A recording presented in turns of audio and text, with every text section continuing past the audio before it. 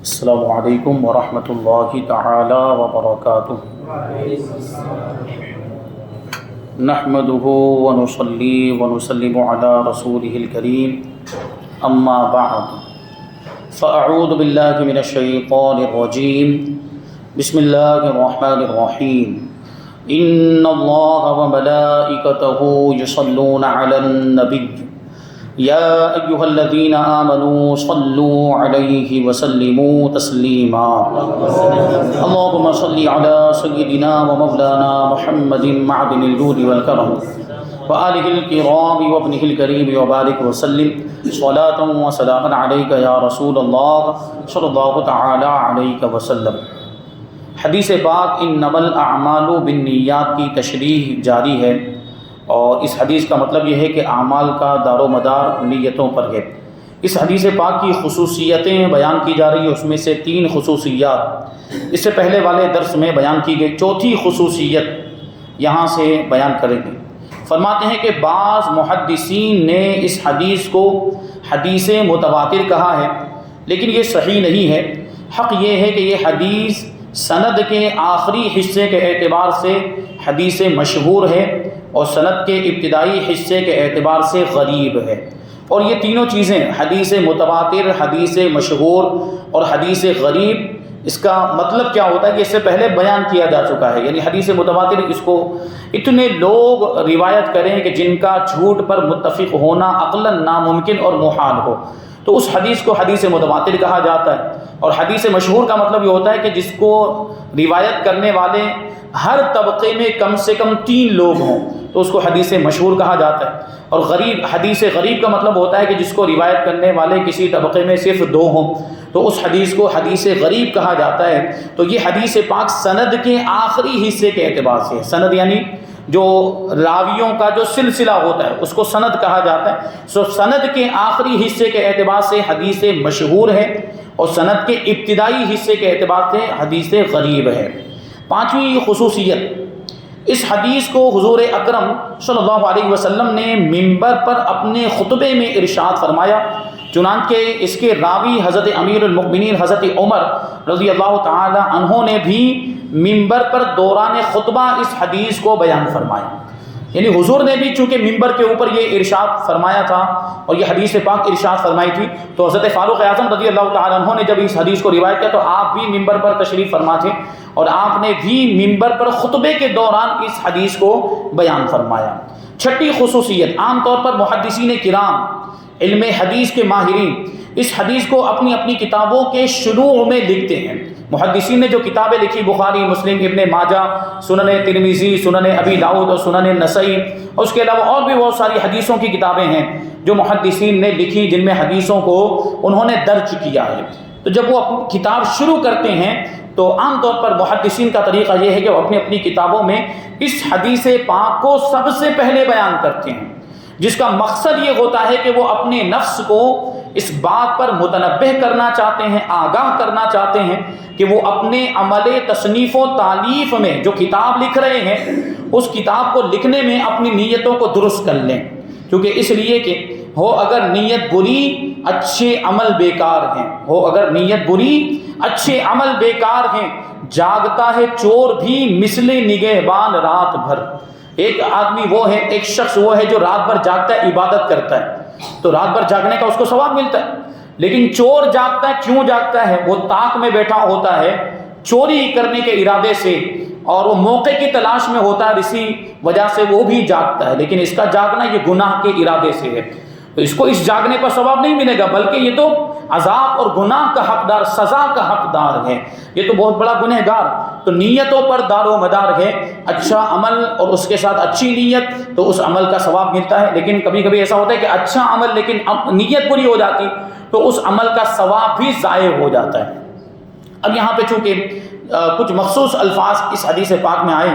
تو ان الفاظ کا مطلب اور ان کا معنی جاننا بھی ضروری ہے۔ تو فرماتے ہیں کہ 3 الفاظ ایسے ہیں جن کی وضاحت ضروری ہے، ان کی تشریح حسب ذیل ہے۔ سب سے پہلا جو لفظ ہے وہ ہے نیت۔ نیت کا مطلب کیا ہوتا ہے؟ فرماتے ہیں دل کے قصد و ارادے کو نیت کہتے ہیں، دل کا ارادہ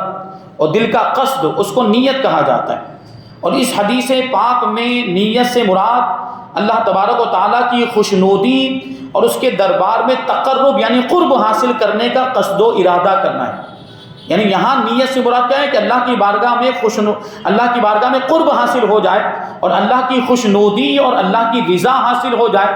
یہاں نیت کا یہ مطلب ہے، یعنی کوئی بھی عمل اس لیے کیا جائے کہ ہم سے ہمارا رب راضی ہو جائے تو وہ ہوئی اچھی نیت۔ دوسرے نمبر پر ہے ہجرت۔ اس حدیث پاک میں ہجرت کا لفظ بھی آیا۔ کہتے ہیں کہ لغت میں ڈکشنری کے اعتبار سے ہجرت کے معنی ہے کسی چیز کو چھوڑ دینا۔ چنانچہ بعض حدیثوں میں ہجرت کا لفظ چھوڑ دینے کے معنی میں بھی استعمال ہوا ہے، جیسا کہ ایک حدیث میں آیا ہے کہ المہاجر من حجر ما نہى اللہ عنہ، یعنی کامل درجے کا مہاجر یعنی مکمل طور پر ہجرت کرنے والا وہ ہے جو اللہ تبارک و تعالیٰ کی منع کی ہوئی تمام چیزوں کو چھوڑ دے۔ یعنی جن چیزوں سے اللہ تبارک و تعالیٰ نے منع فرمایا، ان کو کرنے سے اللہ تبارک و تعالیٰ نے روکا ہے، ان ساری چیزوں کو چھوڑ دینا۔ اور اس چھوڑنے والے کو حدیث پاک میں مہاجر فرمایا گیا کہ حقیقت میں پورے طور پر مہاجر وہ ہے، کامل ترین مہاجر وہ ہے جو اللہ تبارک و تعالیٰ کی منع کی ہوئی چیزوں کو چھوڑ دے۔ لیکن شریعت کی اصطلاح میں ہجرت یہ ہے کہ مسلمان اللہ تبارک و تعالیٰ کی خوشنودی کے پیش نظر اپنے دین و ایمان کی سلامتی کے لیے شہر یا ملک کو چھوڑ کر کسی دوسرے شہر یا ملک میں چلا جائے جہاں اس کا دین و ایمان محفوظ رہ سکے۔ کبھی ایسا ہوتا ہے کسی ملک یا کسی شہر میں رہتے ہوئے اس کا دین اور یا اس کا ایمان محفوظ نہیں رہ پائے گا، یا یہ کہ وہاں ایسی پابندیاں ظالم حکومت کی طرف سے لگی ہوئی ہے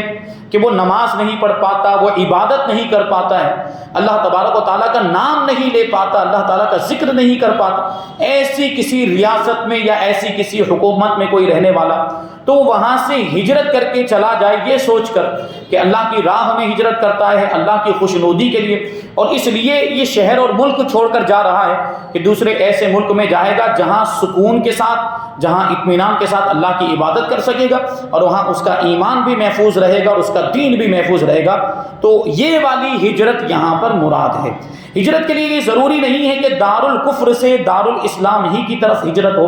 دار الکفر یعنی کافروں کا ملک اور دار الاسلام یعنی مسلمانوں کا ملک۔ تو ہجرت کے لیے یہ ضروری نہیں ہے کہ کافروں کے ملک سے مسلمانوں کے ملک میں ہی ہجرت ہو، یعنی کافروں کے ملک کو چھوڑ کر کوئی مسلمانوں کے ملک میں آئے، اور کافروں کا ملک مراد مطلب جہاں کافروں کی حکومت ہو، اور مسلمانوں کا ملک مراد اس سے مراد جہاں مسلمانوں کی حکومت اگرچہ وہاں پہ کافر بھی رہتے ہوں، اور کافروں کے ملک سے مراد جہاں کافروں کی حکومت اگرچہ وہاں پر مسلمان بھی رہتے ہوں۔ تو ہجرت کے لیے ضروری نہیں ہے کہ کافروں کے ملک سے مسلمانوں کے ملک کی طرف ہی ہجرت ہو، کیونکہ زمانہ نبوت میں دو قسم کی ہجرت ہوئی۔ اللہ کے رسول صلی اللہ علیہ وسلم کے زمانے میں ہجرت دو طرح کی ہوئی، ایک دار الخوف سے دار الامان کی طرف۔ دار الخوف یعنی ایسا ملک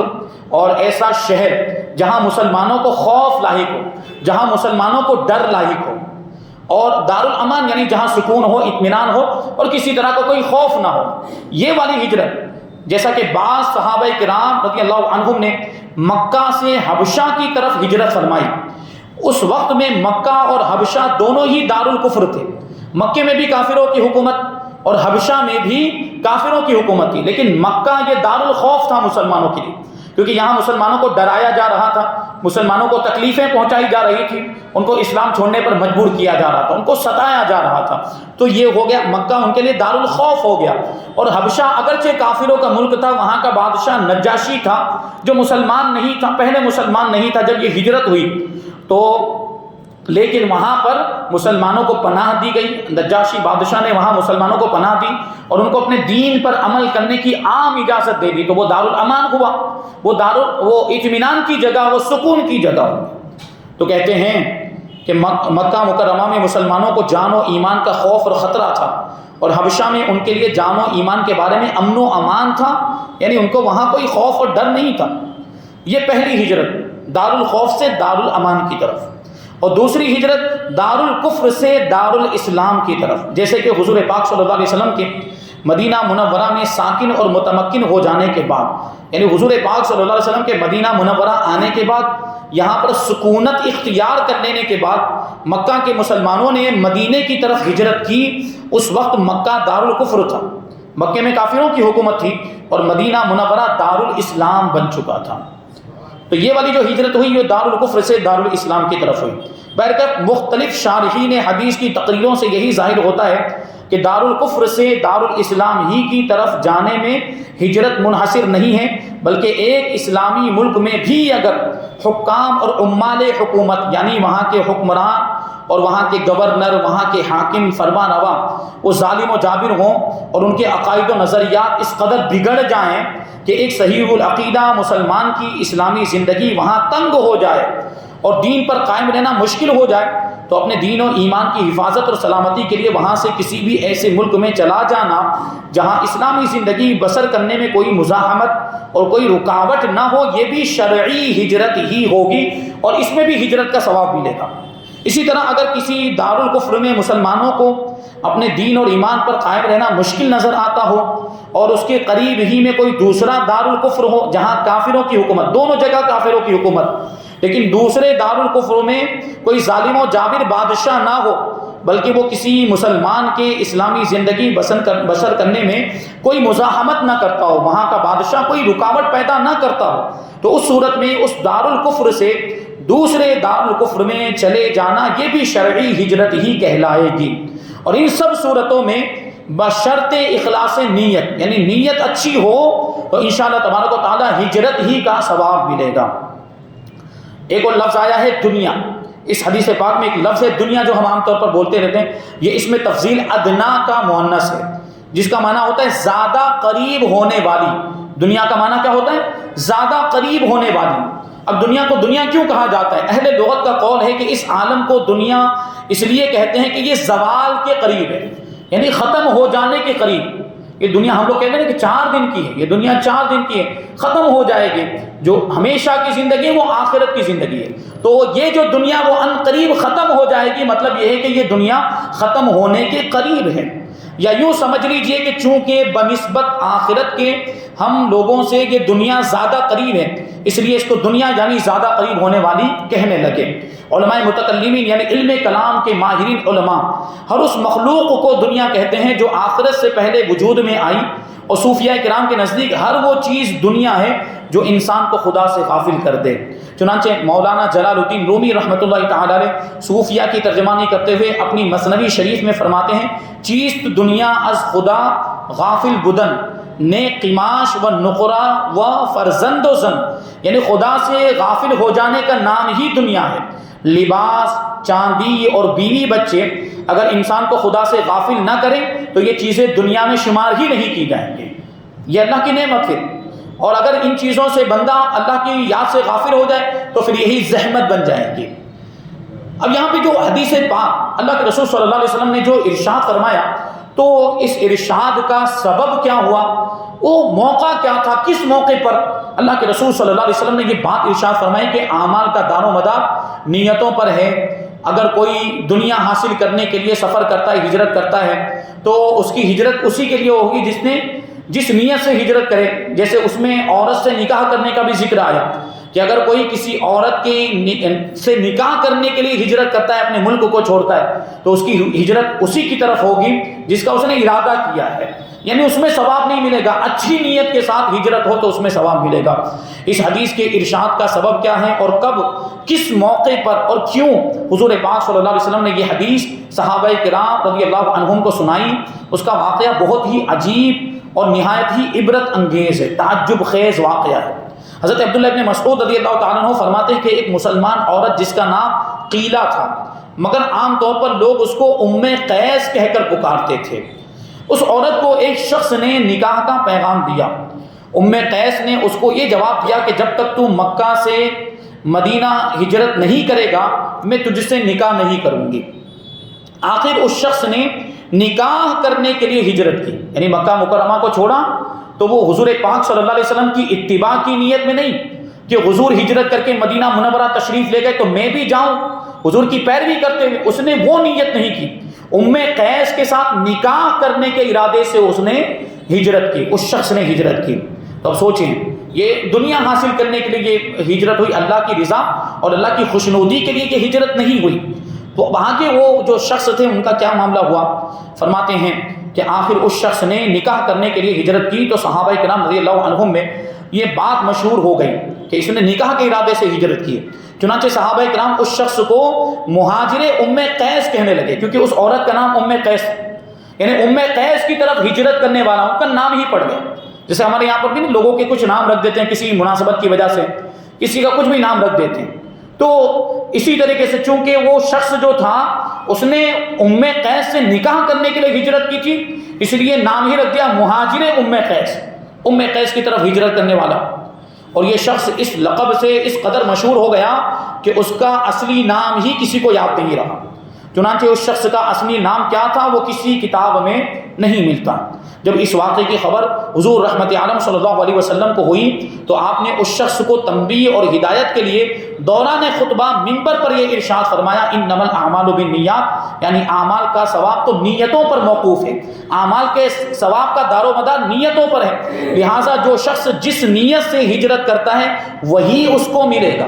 اگر کسی نے اللہ کی رضا حاصل کرنے کے لیے ہجرت کی ہے تو یقیناً اس کو اللہ کی رضا ملے گی، لیکن جس نے دنیا حاصل کرنے کے لیے ہجرت کی ہے یا کسی عورت سے شادی کرنے کے لیے اس نے نکاح کرنے کے لیے ہجرت کی ہے تو پھر اس کو وہ تو مل جائے گا، دنیا تو مل جائے گی اور وہ ممکن ہے نکاح بھی کر لے لیکن آخرت کا ثواب اس کو نہیں ملے گا۔ تو نیتیں اچھی کرنی چاہیے۔ اس حدیث پاک کا مطلب یہ ہے کہ اعمال دو قسم کے ہیں، برے اعمال اور اچھے اعمال۔ برا عمل تو خواہ بری نیت سے کیا جائے یا اچھی نیت سے کیا جائے اس پر ثواب ملنے کا کوئی سوال ہی نہیں۔ برا عمل اگر اچھی نیت سے بھی کوئی کرے، اچھی نیت کا مطلب ہی کیا اس کے اندر، تو برا عمل تو برا عمل ہے، فی نفسہ ہی وہ برا ہے، تو چاہے اچھی نیت سے کیا جائے یا بری نیت سے کیا جائے اس میں کوئی ثواب ملنے والا ہی نہیں ہے، اس لیے کہ برا عمل تو بہر صورت برا ہی ہے اور باعث عذاب ہے۔ رہ گیا اچھا عمل تو اس کے بارے میں ارشاد نبوی ہے کہ تمام اچھے اعمال خواہ دل کے اعمال ہوں یا دوسرے اعضاء کے اعمال ہوں، اوامر پر عمل ہو، یعنی اللہ تبارک و تعالیٰ نے جن چیزوں پر عمل کرنے کا حکم دیا، جن چیزوں کو کرنے کا حکم دیا ان پر عمل کرنا، یا نواہی سے بچنا ہو، اللہ تبارک و تعالیٰ نے جن چیزوں سے منع فرمایا ان سے رکنا ہو، جب چاہے عبادت کے اعمال ہوں یا عادات کے ہوں، ان سب اعمال پر ثواب اسی وقت ملے گا جب ان اعمال کو تقرب الی اللہ، یعنی اللہ کا قرب حاصل کرنے اور رضائے الہی طلب کرنے کی نیت سے کیا جائے، اللہ تبارک و تعالیٰ کی خوشنودی حاصل کرنے کی نیت سے کیا جائے۔ اور اگر معاذ اللہ کوئی عمل خواہ وہ کتنا ہی اچھے سے اچھا عمل کیوں نہ ہو، خدا کی خوشنودی کی نیت سے نہ کیا جائے، اللہ کی رضا حاصل کرنے کی نیت سے نہ کیا جائے بلکہ ریاکاری یعنی دکھاوے کے طور پر کیا جائے، یا شہرت حاصل کرنے کے لیے، مشہور ہونے کے لیے کوئی کرے، یا لذت نفس کے لیے کرے، یا اور کسی غرض فاسد یعنی غلط مقصد سے کی نیت سے کیا جائے، تو اگرچہ وہ عمل فرض ہو، واجب ہو یا سنت یا مستحب ہی کیوں نہ ہو، مگر ہرگز اس پر کوئی اجر و ثواب نہیں ملے گا۔ تو یہ نیت خراب ہونے کی وجہ سے، ریاکاری، دکھاوا اور شہرت کی خواہش کی وجہ سے اعمال کا جو ثواب ہوتا ہے وہ ضائع ہو جاتا ہے، بلکہ الٹا نقصان ایمان اور عذاب جان کا باعث ہے۔ اس سے ایمان میں بھی کمی آتی، کمزوری آتی ہے، ریاکاری کے طور پر کوئی نیا اچھا عمل کیا جائے اور